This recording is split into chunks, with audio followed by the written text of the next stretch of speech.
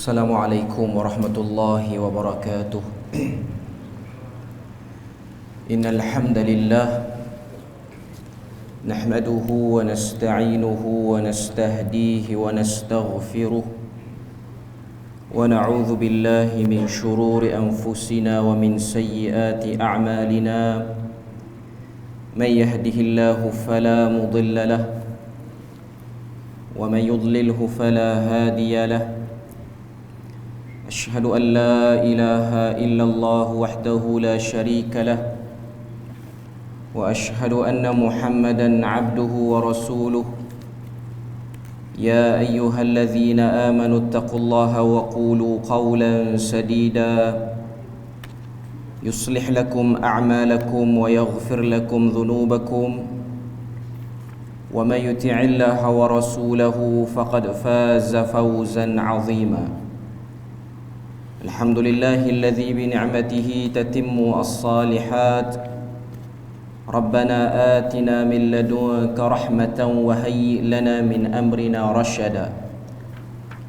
اللهم آت نفسي تقواها وزكيها وأنت خير من زكاها أنت وليها ومولاها.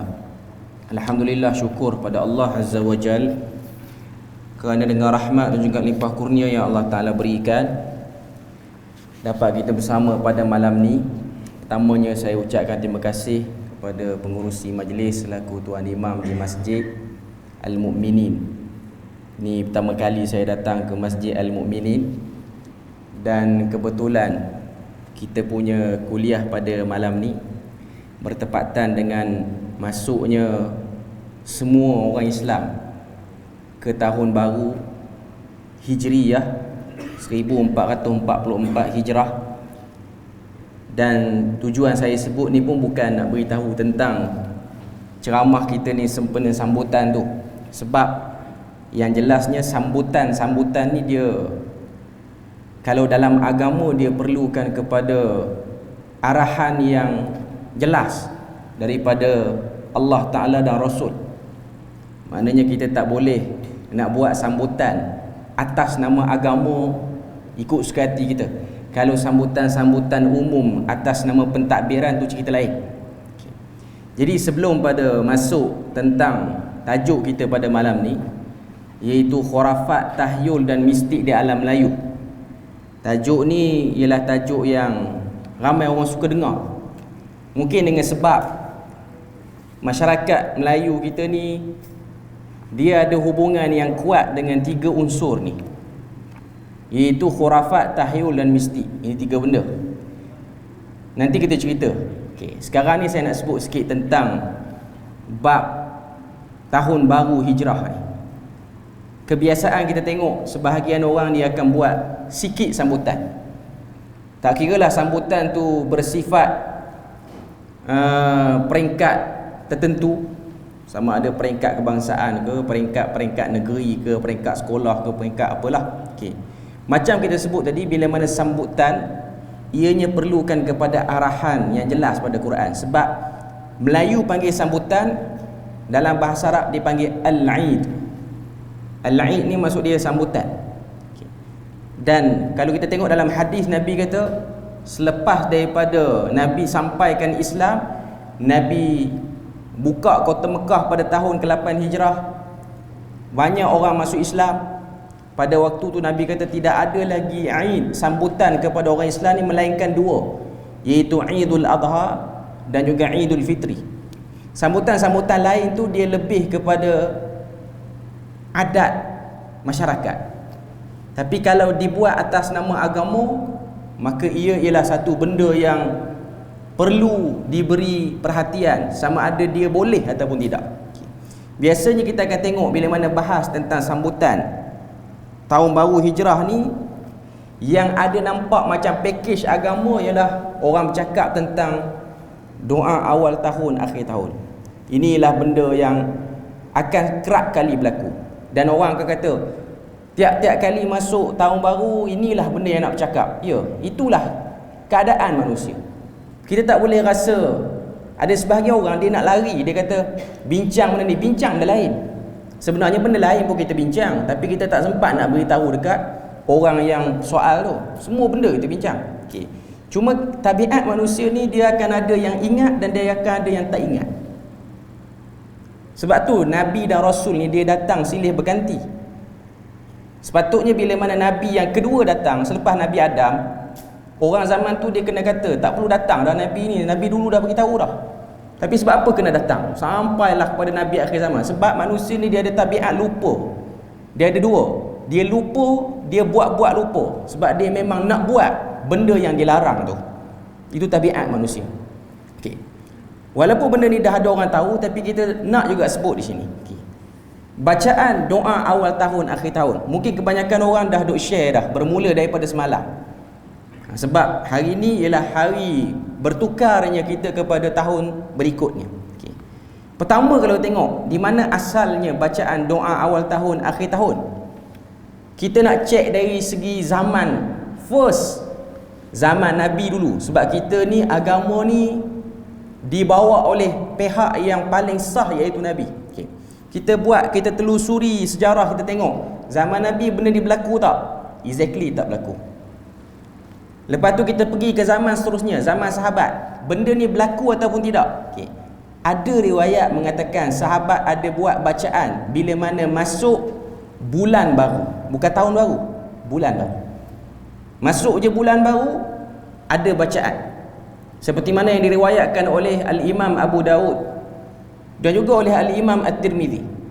Sebahagian sahabat bila mana masuk bulan baru, mereka akan baca doa yang berbunyi Allahumma illahu bil amni wal iman wassalamata wal islam. Sebahagian riwayat macam tu. Ada sebahagian riwayat lagi kata Allahumma illahu alaina bil yumni wal iman wassalamata wal islam. Maksud dia apa? Ya Allah, Engkau masukkanlah kami dalam bulan baru ni dengan keadaan aman dan juga keadaan keimanan, selamat dan kesejahteraan. Panjang tu ya doa dia. Setiap kali masuk bulan baru, itu yang Nabi baca. Itu yang sahabat baca, Nabi tak baca. Okay. Jadi para ulama membahaskan tentang riwayat tersebut. Kebanyakan para ulama mendhaifkan riwayat itu. Cuma ada riwayat yang mengatakan sebahagian mereka menghasankan. Okay.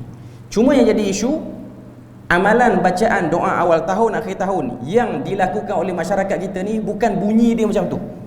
Bunyi dia lain. Bunyi dia panjang lagi, bacaan dia panjang. Okay. Yang panjang-panjang tu Al-Qadimil Awal, semua orang yang biasa baca dia ingatlah. Okay. Sebab dia akan baca awal dan akhir tahun. Di mana ambilan dia? Okay.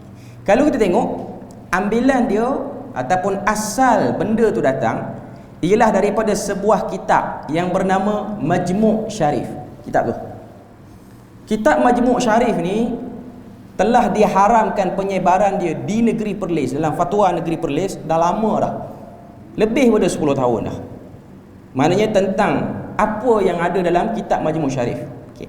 Saya baca sikit dia punya fadilat doa awal tahun, akhir tahun yang panjang tu. Okay. Dia kata inilah doa akhir tahun yang hendak dibaca 3 kali pada akhir waktu asar 29 atau 30 Zulhijjah. Hari inilah.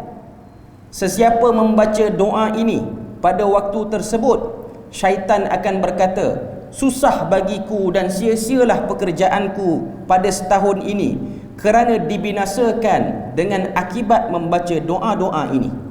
Lalu Allah Ta'ala mengampunkan dosa-dosa orang yang membaca doa ini. Okay.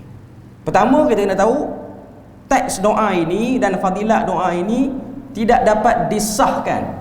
Daripada mana asalnya? Daripada kitab hadis induk. Tak ada. Yang ada dalam kitab ni satu orang tokoh, nama dia Syekh Jamaluddin Al-Qasimi, terkenal seorang ulama hadis. Dia ada tulis banyak kitab, antaranya Qawaidut Tahdits. Ni antara kitab-kitab dia dalam bidang hadis. Dan antara kitab dia yang terkenal mengkritik amalan ni ialah Islahul Masajid minal bid'ah wal awaid. Membaiki masjid-masjid daripada perayaan-perayaan dan perkara-perkara baru yang tidak disebut dalam agama. Itu buku dia. Jadi dia sebut, dia kata doa ini adalah doa yang direka dan bukan berasal daripada Nabi. Ia juga bukan berasal daripada para sahabat. Panjanglah. Saya tak nak cerita panjang-panjang sebab kita ada tajuk yang lebih besar lagi untuk kita bincang. Cuma alang-alang cerita bab ni masuk fasa ni nak cerita jugalah. Okey. Jadi ada beberapa perkara yang saya nak sebut pada tuan-tuan perempuan. Kalau nak bacalah riwayat yang dah kita sebut tadi, iaitu riwayat daripada Abu Daud. Walaupun Abu Daud menilainya dhaif, dan ada sebahagian mengatakan Imam Tirmizi menilainya sebagai hasan. Bila mana masuk bulan baru baca Allahumma ahillahu alaina bil amni wal iman was salamata wal islam. Pendek, banyak tu ya. Tapi dia bukan baca tahun baru, dia baca tiap-tiap kali masuk bulan baru. Ni masuk Muharram, nanti nak masuk Safar, nanti baca pula. Lepas tu Rabiul Awal, Rabiul Thani, Jamadil Awal, Jamadil Thani, Rejab, Syaban, sampai habis 12 bulan. Kalau nak baca, boleh baca. Dan makna dia elok. Okay. Cuma yang baca setahun sekali itu, yang tu tak ada asal langsung daripada kitab-kitab induk yang awal. Tak ada. Okay. Jadi berpadalah kita dengan apa yang dibuat oleh para sahabat, dan ianya lebih ringkas dan tidak dibuat secara ada kaifiat tertentu. Boleh baca by individu pun. Maknanya orang tu boleh baca seorang diri dan ianya pendek, dan tak disebut nak kena baca 3 kali ke 4 kali ke. Okay. Memang tak dinafikan doa yang panjang tu ada makna-makna yang elok, tapi sekarang ni kita membahas tentang kaifiat. Kaifiat ni maksud dia apa? Dia ada satu kaedah nak buat benda tu. Dalam agama ni, penetapan kaedah yang bersifat ibadah, dia tak boleh buat ikut suka hati. Itu benda yang kita tahu. Memang saya tak nafikan, ada sebahagian para ulama melihat bolehnya kita buat satu benda tu walaupun ada satu dalil terpencil. Okey, kita terima yang tu. Okey. Tapi sekarang ni duk cari dalil terpencil untuk isu ni, tidak ada. Melainkan ada dalil para sahabat buat setiap kali masuk bulan baru. Dia tak buat tiap-tiap tahun baru, bulan baru. Okay. Jadi kalau nak baca juga, katalah nak baca, tuan-tuan boleh baca dah tadi lepas maghrib ataupun lepas asar tadi, Allahumma illahu alaina bil yumni wal iman, boleh dengan baca dengan bunyi macam tu, ataupun Allahumma ahillahu bil amni wal iman. Dia ada beza al-yumni dengan al-amni. Al-amni maksudnya keamanan, al-yumni maksudnya kemenangan ataupun kebaikan. Mai pada perkataan yamin yang bermaksud sesuatu yang di belah kanan, sesuatu yang baik. Ujung dia sama, wassalamata wal islam. Itu saja. Pendek saja doa dia. Tuan-tuan boleh tengok dalam banyak kitab-kitab rujukan ada sebut tentang doa ini. Cuma nak katanya dalam isu doa yang panjang tu dengan kaifiat yang panjang lebar, dibaca pula pada selepas selesai salat maghrib, yang tu tidak ada. Tidak ada riwayat. Walaupun ada dalam kitab, tidak ada riwayat. Walaupun ada orang kata ada jabatan mufti share, ada jakim share, okay, tak apalah. Nak cerita bab ada orang share ni penat lah. Sebab kalau bercakap bab macam tu memang akan suka. Sebab kita tahu pengurusan agama di negara kita ni dia lain-lain. Okay. Cuma tanggungjawab kita ni mencari pada semua keputusan yang ada tu yang mana yang betul. Letihlah sikit, mesti akan ada orang kata, lepas tu saya nak ikut yang mana. Sebab tu dia kena ada buat usaha nak bagi faham sikit. Kena cari. Sebab benda betul ni dia tak akan boleh datang bergolek. Dia mesti kena cari. Macam mana kita cari duit untuk dapat makan minum, macam tu lah nak cari kebenaran pun macam tu. Kena bergerak, kena usaha. Sebab pergerakan dan usaha itulah akan memberi pahala kepada orang yang nak cari kebenaran. Sebab mencari ilmu dan kebenaran ni jalan nak ke syurga. Mana boleh nak syurga sambil-sambil duduk-duduk je, sambil-sambil duduk relax je. Mustahil benda tu. Okay. Jadi nak sebut pada kita, walaupun ada orang sebut, walaupun yang sebut tu dirasakan berautoriti, kemah juga orang yang sebut tu, tapi kita tidak menilai kebenaran daripada kemah ke, besar ke jawatan dia, besar ke lembaga dia, pengurusan dia, bukan itu. Tapi kita melihat kepada di mana ambilan asal yang diambil. Okay, selesai untuk bab tahun baru ataupun bacaan doa awal tahun, akhir tahun ni. Okay. Nak baca boleh baca riwayat yang sebut. Riwayat yang panjang tu kita dah sebut tadi, datang daripada kitab yang disebutkan tadi, iaitu Majmu' Syarih, dan ianya bukan riwayat yang jelas. Okay. Balik kepada tajuk asal kita, iaitu khurafat tahyul mistik di alam Melayu. Tajuk pada malam ni dia datang daripada sebuah buku. Buku ni saya bawa. Khurafat Tahyul Mistik di Alam Melayu, yang ditulis oleh Ustaz Ahmad Zahiruddin Zabidi. Saya bawa, saya tunjuk sebab saya letih. Saya seorang kena hentam. Jadi saya nak penulis dia pun kena juga. Dua-dua kena lah. Kita kena popular dua-dua. Okay. Dalam buku ni, okay, dia himpunkan budaya Melayu yang ada 3 unsur ni: khurafat, tahyul dan mistik. Buku ni saya buka di beberapa tempat di Perlis. First saya buka di Guak Said Alwi beberapa bulan yang lepas lah. Okay. Dan sekarang yang kuliah situ tu dah masuk bab yang keempat. Tapi saya tak tahulah setakat mana tahap pendengar yang mendengar kupasan tu. Sebab kita tak dibenarkan buat exam orang yang dengar kuliah. Kalau buat exam boleh tahulah dia faham tak faham. Kalau buat exam lagi kurang orang datang masjid ni. Okay. Cuma nak katanya itu antara tempat. Selain pada tu ada satu lagi tempat dan sini. Okay. Dan saya rasa memang bab ni orang minat. Okay. Kalau orang kata tak ramai orang datang dengar, memang. Hatta di Guak Said Alwi pun saya tengok dia punya kadar jemaah yang datang macam ni lah, lebih kuat. Okay. Dan saya tak kisah pun tentang bilangan orang yang datang tu. Okay. Cuma kalau tuan-tuan ikuti live ke apa semua, ramai orang tengok. Sama ada yang tengok tu nak cari pasal ataupun yang tengok nak cari kebenaran. Dua-dua dia sama ramai. Okay. Cuma nak katanya bab buku ni kalau orang baca, kalau dia tak bersedia untuk menerima hentaman, dia akan rasa buku ni semua kritik orang Melayu. Seakan-akan orang Melayu ni memang tak kenal kebenaran, melainkan kenal benda karut je. Tengok kulit depan ni ada gambar wayang kulit ni. Wayang kulit ni sebahagian daripada budaya orang Melayu. Bukanlah kita nak kata semua orang Melayu terlibat dan tahu wayang kulit, sebab wayang kulit ni dia lebih famous kepada orang Jawa sebenarnya. Okay. Cuma saya nak katanya ialah bila mana kita tengok buku ni, kita akan rasa dalam buku ni bercakap banyak perkara. Okay. Cuma malam ni saya bukan nak pergi satu bab ke bab khusus. Saya nak baca secara keseluruhan, bukan baca sampai habis buku ni malam ni. Cuma saya nak sebut apa yang dah saya buka kuliah di beberapa tempat ni, benda-benda penting yang kita kena highlight selalu tentang bab khurafat ni. Okay.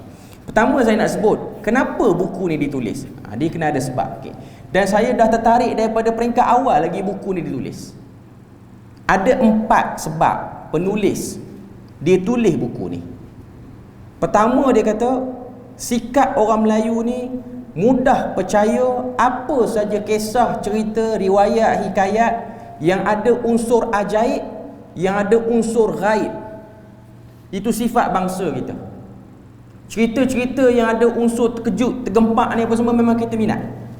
Tambah lagi yang cerita tu datang daripada orang agama, lagi orang minat. Kalau yang cerita tu orang biasa-biasa minat juga, tapi tak kuat sangat. Kalau cerita tu dengar kedai kopi, bolehlah dengar, tapi kita tak ada rasa teruja sangat. Tapi kalau cerita tentang benda gaib, benda yang pelik semacam, diceritakan di sini, di meja kuliah dalam masjid, dan yang bercerita tu pula ialah orang yang ada kedudukan, dipanggil sebagai ustaz, dan dia pula ada beberapa pengaruh di sisi masyarakat, maka ia sangat-sangat mudah diterima, bahkan ia melekat dalam masyarakat tu. Itu sebab pertama. Yang kedua, sikap terlalu mudah percaya kepada penisbahan cerita, kisah, riwayat. Kalau orang kata Tok Guru ni ada karamah, terus percaya memang Tok Guru tu ada. Tak ada lah rasa nak pergi cek betul ke apa yang orang kata Tok Guru tu ada. Nak pergi tanya anak beranak dia ke, nak pergi tanya isteri dia ke kalau dia ada. Tak, terus bagi cop, confirm ada. Kita tak akan soal, kita tak akan selidik dah. Itu sebab kedua tulis. Okay. Sebab yang ketiga yang ada dalam buku ni, dia kata rasa tak ada masalah untuk percaya ataupun beramal dengan petua-petua yang ada dalam cerita tu. Rasa selamat, rasa okey, rasa macam tak apa saya buat yang ni, rasa macam tak ada problem pun pada akidah. Yang kita duk mengaji akidah ni, tak rasa pun benda tu boleh mencederakan akidah. Tak rasa. Rasa selesa tu yang menyebabkan buku ni ditulis. Dan yang keempat, kepercayaan kuat bangsa ini terhadap makhluk yang tak dapat dilihat dengan mata, yang dinamai dengan hantu. Kan? Masyarakat kita ni memang takut hantu. Dan macam-macam nama dinisbahkan kepada hantu tu. Dalam hantu tu dia ada pecahan pula. Kalau orang belajar bahasa Arab dia panggil dirasat. Ada penyelidikan pula dalam hantu. Sebab hantu bukan satu jenis ya. Quran hanya mention hantu ni daripada jenis tak nampak ialah jin, syaitan. Kalau jin Islam tak panggil hantu lah. Okay. Itu yang Quran mention. Tapi orang Melayu dia ada pecahan. Dan dia mengikut kawasan. Kawasan ni hantu jenis ni banyak. Kawasan ni hantu jenis ni banyak. Dan saya kata bukan setakat bangsa Melayu dalam isu hantu ni.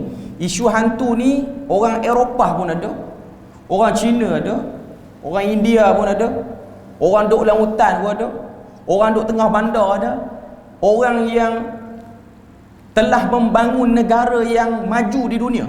Orang Jepun maju pun ada cerita hantu dia orang.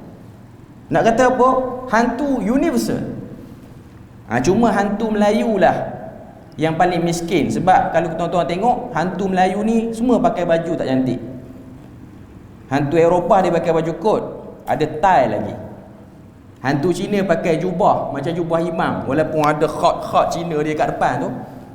Walaupun berjalan tak macam orang, melompat je, smart lah juga baju dia. Mari tak hantu Melayu, cerita Pontianak, jubah putih tu pun tak letak nila. Kalau putih bersih elok tak apa. Jubah putih yang buruk, koyak rabak pula tu. Rambut tak sempat pergi dry, muka pun tak nampak. Paling zuhud hantu Melayu. Maknanya miskin lah, tak ada modal. Itu cerita hantu Melayu. Cuma nak kata ada takut, sifat takut macam-macam. Ada orang panggil mambang, ada orang panggil macam-macam. Okay. Dan di sisi orang Melayu ni pula, kita ada satu golongan yang boleh berhubungan dengan hantu ni, yang dipanggil dengan macam-macam panggilan.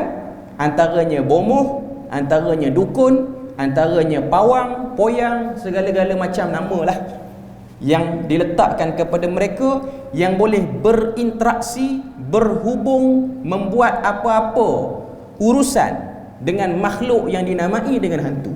4 sebab ni lah buku ni ditulis. Sebelum saya cerita tentang isu ni, tuan-tuan kena tahu terlibatnya orang Melayu dengan benda-benda ni sebab apa jadi macam tu. Sebab orang Melayu mengalami perubahan agama banyak kali. Kita ni orang Melayu bukan first agama kita Islam, bukan. Bila mana kita tengok tanah Melayu ni, orang yang duduk tanah Melayu ni asal pada mana? Kita belajar sejarah sikit malam ni. Tapi sejarah saya ni tak berat macam sejarah sekolah. Saya dah fikir macam mana nak bagi ringan nak cerita malam ni.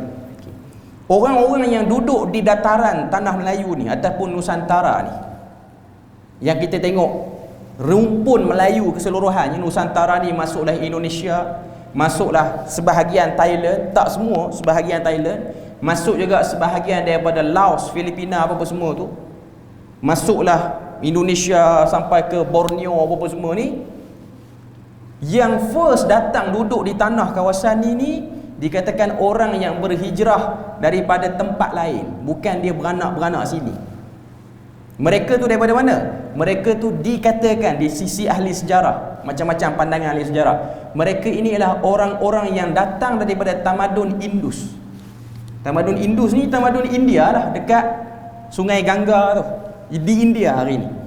Tamadun Indus, tamadun hebat. Sebab tamadun tu pernah berperang dengan satu tamadun yang besar, iaitu tamadun Mesopotamia, orang Parsi.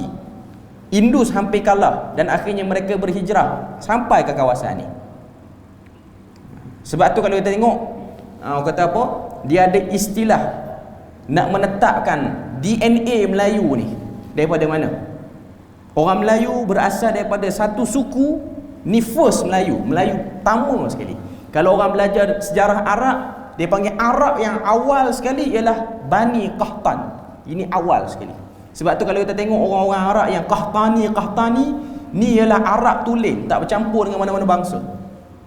Orang Melayu yang betul Melayu, tak bercampur mana-mana bangsa, ialah orang asli suku Semang. Yang ni ada di Ulu Perak sikit, ada di Ulu Pahang sikit. Okay. Semang ni ialah Melayu yang betul-betul Melayu, tak bercampur dengan apa-apa pun. Masih lagi wujud. Kita semua ni, kita kadang-kadang duk tengok orang asli, kita ketawa. Ada lagi orang asli nak duduk dalam hutan. Kita jangan lupa, kita pun asli macam dia kat dulu. Cuma dah pandai duduk bandar ni, dah pandai makan McDonald dengan Starbucks ni, lain lah sikit bunyi dia. Okay. Cuma nak katanya kita pun asli juga lah. Okay. Cuma nak katanya itulah first Melayu. Okay. Bila mana Melayu ni mula-mula datang pada suku Semang, waktu tu apa agama orang Melayu? Melayu lah, kita kata Semang ni Melayu, first Melayu. Okay. Mereka tak ada agama khusus, melainkan mereka ada perasaan nak sembah sesuatu, tu je yang ada. Jadi dia orang duduk dalam hutan, dia orang tengok pokok ni semacam besar dia. Asal lalu rasa gerun dia pokok ni. Dia sendiri dengan rasa takut yang ada, dia rasa tempat tu ada sesuatu. Rasa tu membentuk satu kepercayaan yang bersifat agama yang dipanggil dengan animisme. Kawasan ni ada benda jaga, tapi tak tahu benda apa. Tapi adalah benda yang jaga. Tak boleh buat lebih kurang. Animisme dia panggil. Maknanya bukan pokok tu yang problem, ada benda tumpang pokok tu. Lepas tu pergi dekat busut, lepas tu pergi dekat mana-mana sarang serangga tertentu, tengok sarang ni apa semua ni, sarang anak-anak ke apa, rasa sarang anak-anak ni bukan anak-anak je duduk, ada benda lain. Ini dia panggil animisme. Siapa yang dia takut tu tak tahu, tapi dia rasa benda tu ada, dia panggil animisme. Daripada animisme convert jadi dinamisme. Dinamisme ni percaya pokok tu yang ada kuasa, bukan benda lain yang tumpang dia. Percaya binatang ni kalau kita buat pasal, dia akan buat sesuatu pada kita. Percaya harimau yang jenis macam ni, monyet jenis macam ni, dia tu memang ada kuasa lah. Dia tu memang ada kuasa. Yang sebelum tadi benda lain tumpang benda tu, sekarang ni tak, benda tu. Okay. Ini dua kepercayaan awal orang Melayu. Lepas pada tu tamadun orang Melayu dah berkembang. Start pada tu datang pula Hindu datang. Sehingga kita tengok banyak kesan peninggalan kerajaan-kerajaan Melayu lama dulu yang memang ada kesan Hindu. Kita tengok di Kedah ada beberapa tempat yang ada candi. Candi tu ialah tempat rumah ibadat kuil lah, kita kata orang Melayu kita dulu. Dan kita boleh tengok bukti ni kuat sebab apa?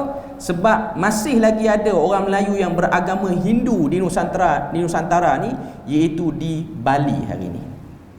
Di Bali ni ialah muka Melayu, muka macam kita. Ada kulit cerah, ada tak berapa cerah, ada yang gelap semacam, ada yang putih macam Cina, tapi dia Melayu. Tapi dia Hindu. Cuma Hindu dia orang tak sama macam Hindu yang kita tengok orang-orang India di negara kita ni. Sebab Hindu yang diamalkan oleh orang India di negara kita ni, dia orang ambil sebiji dot daripada kampung dia orang asal di India. Adapun Hindu di tempat orang Melayu ni, dia ada aliran. Saya tak ingat aliran tu apa. Cuma Hindu yang dianuti orang Melayu dulu sebelum datang Islam, dia kurang penyembahan patung. Tak ada patung banyak sangat. Sebab tu kita tengok kuil-kuil yang dikatakan tempat ibadah Hindu lama, Hindu Dharma ke apa semua yang lama-lama ni, dia tak ada patung dalam kuil, dia ada tempat ibadat. Dan dia orang lebih kepada kaedah nak bagi nampak beragama kena banyak bertapa. Itu konsep dia. Sebab tu kita akan tengok kalangan orang Melayu ni, bertapa ni bukan benda yang jarang dengar, selalu kita dengar. Sehingga dia termasuk dalam Islam sikit. Islam orang Melayu ni, Islam gaya orang Melayu. Okay. Lepas pada tu jatuh kerajaan Hindu, tamadun Hindu turun naik, datang ajaran seterusnya iaitu Buddha. Kalau kita belajar dalam agama-agama dunia ni, keluarnya agama Buddha sebab asalnya pengasas Buddha tu dia tak puas hati dengan Hindu, dia buat satu aliran lain. Dan kerajaan Buddha yang last untuk orang Melayu ialah kerajaan Majapahit. Tu last Buddha. Lepas pada tu datanglah kerajaan Samudera Pasai, Johor, Riau, Linggo. Datang pedagang Arab bawa agama Islam, sampailah ke hari ni kita tengok agama Islam menapak di tanah Melayu bermula pada sekitar 1100 Masihi sehinggalah 1300. Antara tahun itulah dikatakan Islam sampai, orang Melayu mulai menerima Islam. Okey, clear yang tu. Okay. Bila mana orang Melayu terima Islam setelah ada agama-agama lain sebelum Islam, dia bukan terima tu terus tinggal yang lama. Dia mesti ada kesan sayang pada yang lama juga, sikit-sikit. Sebab tu kita kena sedar benda ni. Ada orang kata orang Melayu dia terima terus Islam bila mana sultan, raja yang memerintah orang Melayu tu terima Islam. Betul, fakta tu memang ada. Tapi ada segelintir orang Melayu yang tak setuju raja tu terima Islam cepat sangat.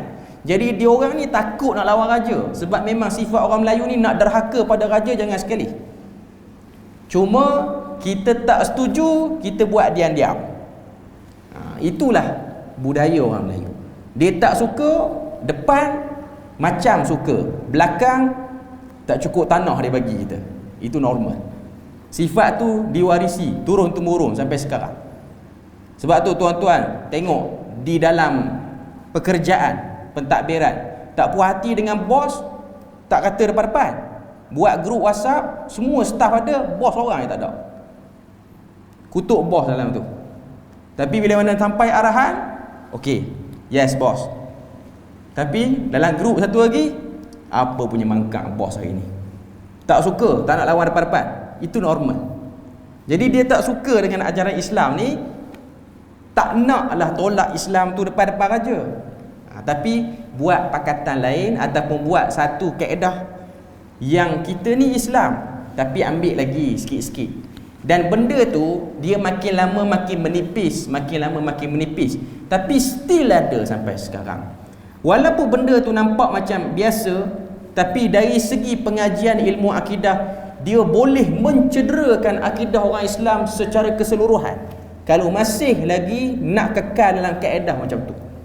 Dan benda ni sudah menjadi warisan turun-temurun sehingga generasi baru yang datang dia tak perasan benda tu khurafat. Tak tahu. Tak tahu bahawa benda tu mistik, tak tahu bahawa benda tu tahyul.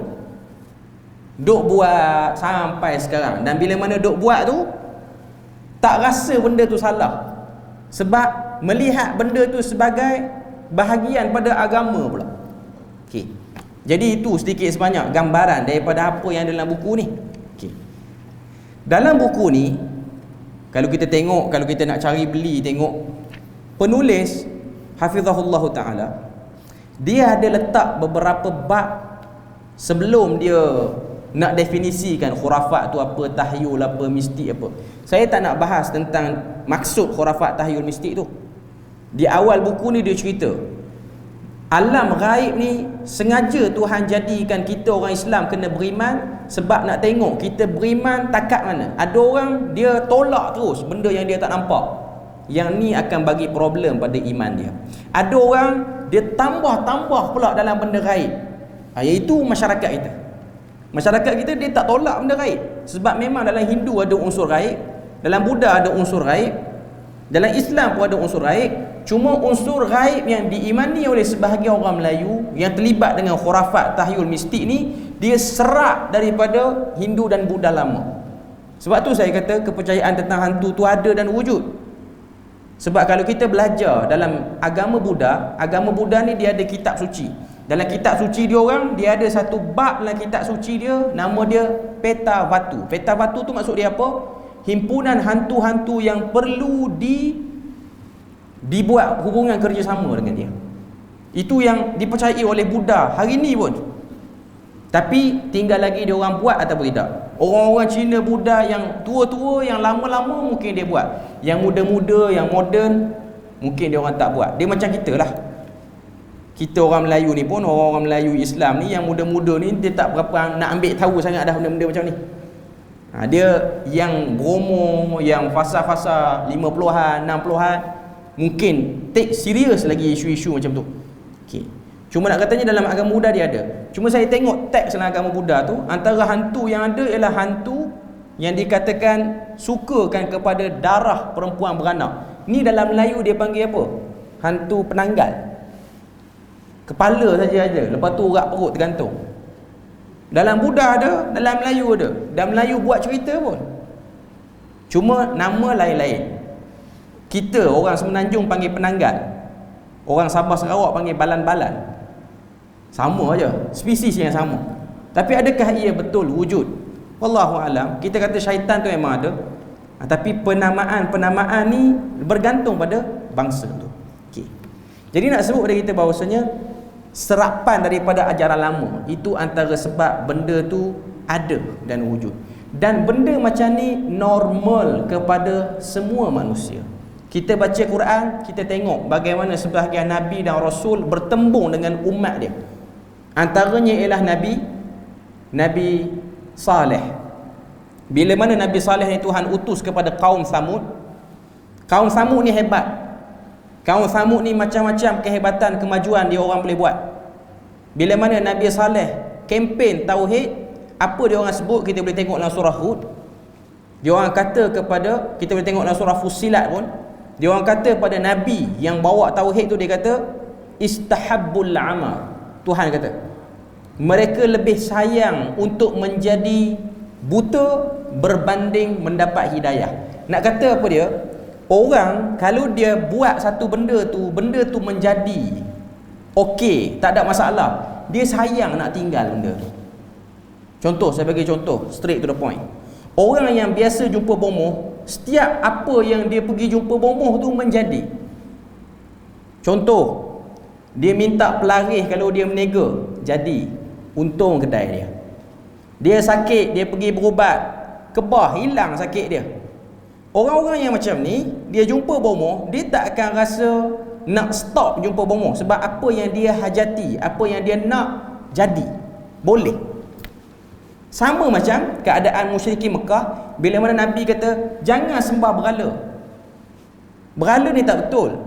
Tuhan-Tuhan yang kamu wujudkan sekeliling Kaabah tu, termasuk 3 yang terbesar, 1 yang tertua, Al-Lata, Al-Uzza, Al-Manah. Yang paling tua Hubal. Hubal first berhala yang ada dalam kawasan Kaabah.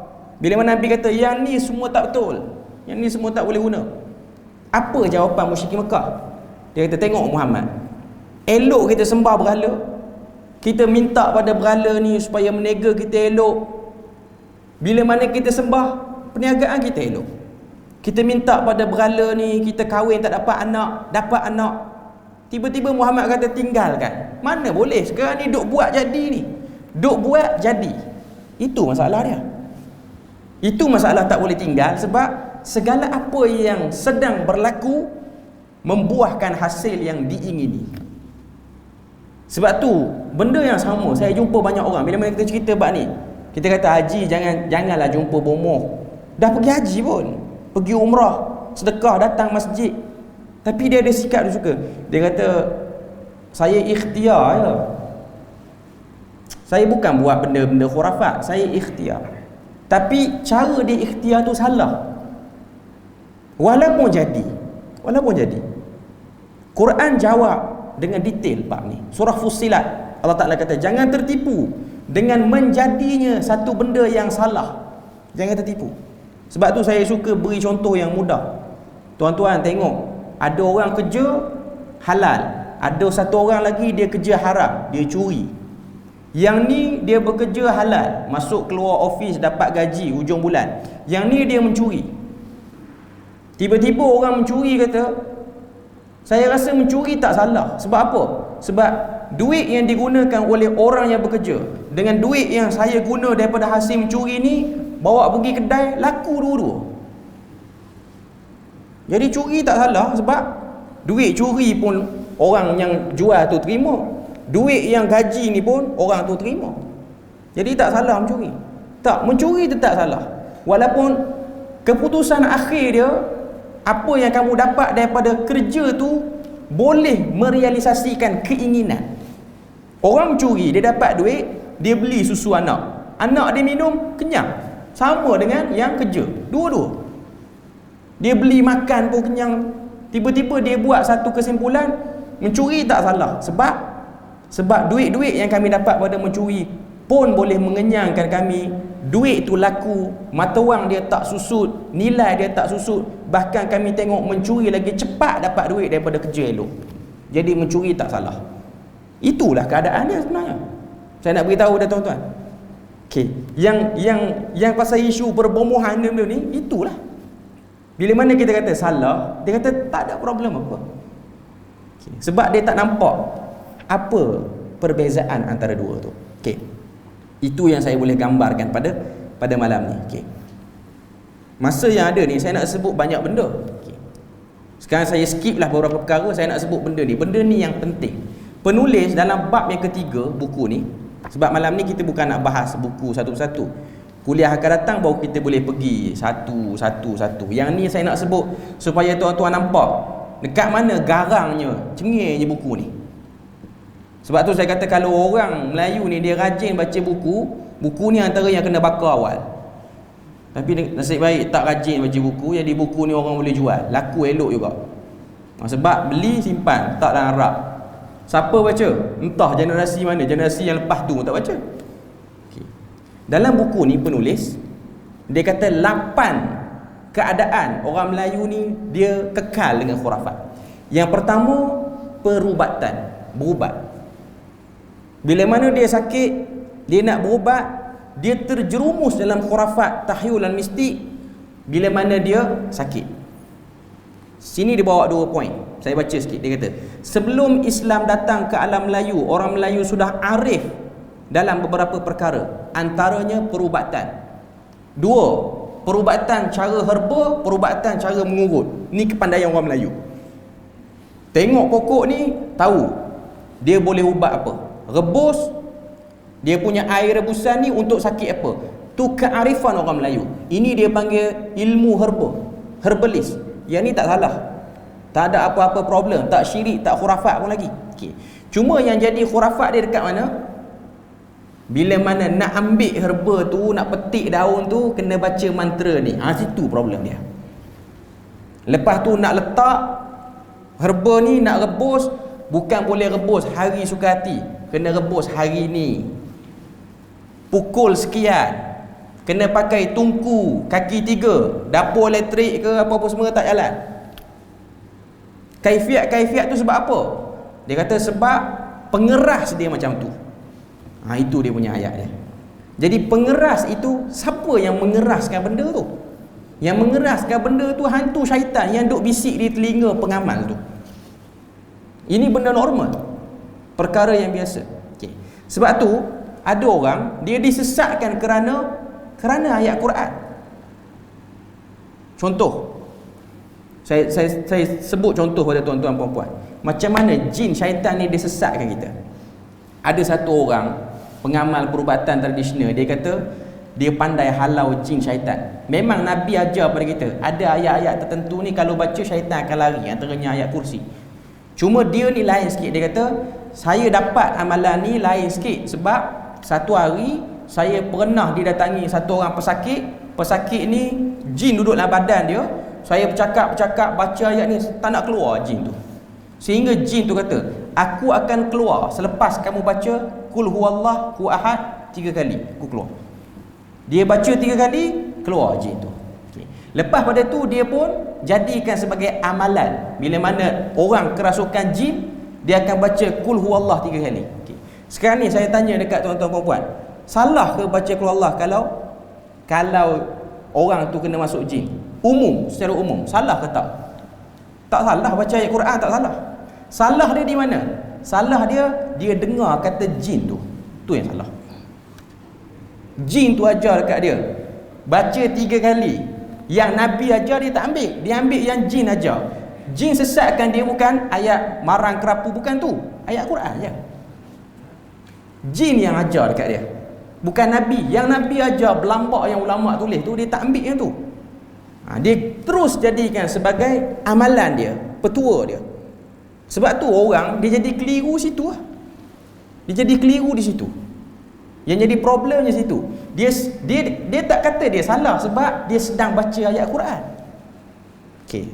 Macam ada satu lagi problem. Bagi azan dulu lah.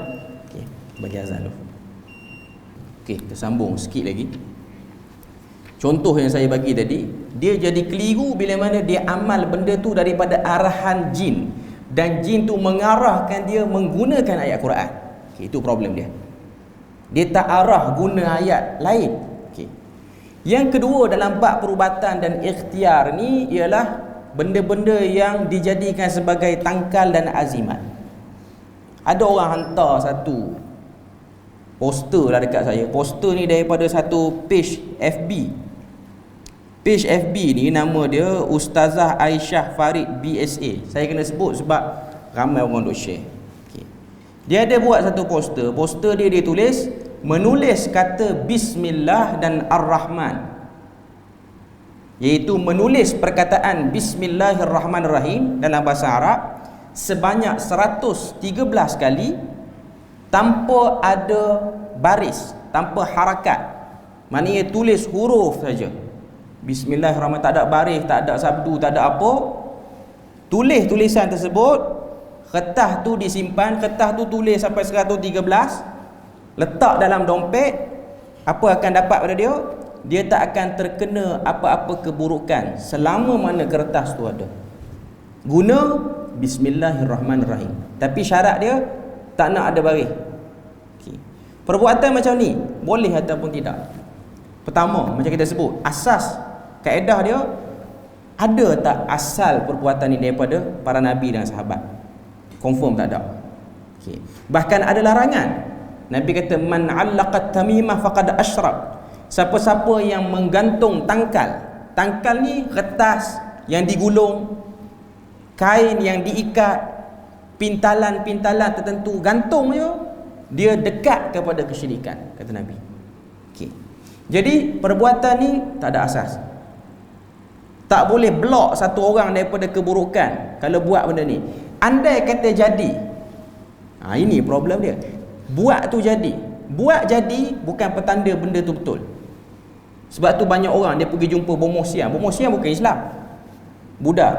Dan sebenarnya dalam agama Buddha tak ada pun unsur boleh bomoh orang. Tak boleh. Maknanya bomoh siam yang terlibat, kalau dia Buddha lah, dia bukan Buddha yang baik sebenarnya. Sebab dalam agama Buddha tak ada boleh penanya orang, belajar orang dengan cara panggil hantu mambang. Kalau dia sami yang elok, yang memang betul nak bersih diri, dia tak simpan tempayan dalam bilik dia. Orang yang pergi jumpa bomoh siam dia tahu, dalam kebanyakan tempat bomoh siam ni dia ada tempayan. Tempayan tu simpan apa? Simpan hantu dalam tu. Tempayan kecil kurang power hantu tu. Tempayan sama besar dengan tiang masjid ni, bukan setakat orang kata apa, boleh buat macam-macam. Dia boleh angkat katil kita duduk bawah, katil duduk atas pun boleh. Nak main kacau je. Okay. Itu semua harga berbeza-beza. Boleh bayar pakai duit now, PayPal semua boleh bayar. Dulu pakai duit cash. Sekarang dah boleh pakai kad kredit dah pun. Okay. Maknanya dia orang pun moden kat lambat ni. Okay. Nak kata, kalau dia seorang Buddha yang baik, dia tak buat benda tu. Sebab benda tu tak ada dalam agama. Agama, bukan kita nak kata pluralism agama. Tapi kalau sifat agama, penanya orang ni tak ada. Bukan Islam je, agama-agama mana pun. Okay. Jadi dalam page tu dia kata, buat macam tu kamu tak akan kena apa-apa mudarat. Benda tu tak betul. Kalau jadi pun, ia bukan petanda kata boleh. Lepas tu amalan yang kedua yang disebut sini, menulis perkataan Ar-Rahman sebanyak 50 kali, digantung, dijadikan sebagai azimat, tanpa ada baris, tanpa ada apa. Barang siapa menulisnya terhindar daripada keburukan pemimpin yang zalim. Maknanya kalau dia ada yang tu, dia tak kena kesan keburukan yang zalim. Dia tak nak pemimpin zalim ni tuan-tuan kena daftar mengundi sebenarnya. Tak padan tulis yang ni. Kena daftar mengundi. Dan yang ada pilihan raya kena turun lah. Kena tengok sikit politik dunia. Itu realiti sekarang. Realiti sekarang macam tu. Bukan tulis Ar-Rahman. Kalau benda-benda macam ni ada, cukup Nabi Musa kilik yang ni je pergi jumpa Fir'aun. Diam, Fir'aun tak kata apa.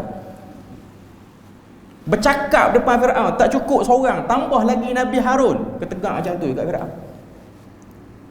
Dan yang Nabi Musa ucapkan tu bukan kata Ar-Rahman, macam-macam ayat pada kitab baca, tak dengar kata kawan tu.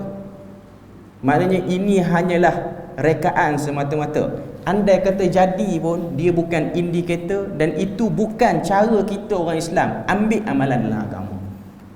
Dan banyak lagi lah petua-petua yang tak jelas. Kalau kita tengok petua-petua tak nak kena kefakiran, ini benda-benda yang tak jelas. Ada orang dia kata tak nak bagi kita ni duit kurang, nak bagi duit selalu ada, kena pakai dompet yang jenis ada tali, uncang lama tu.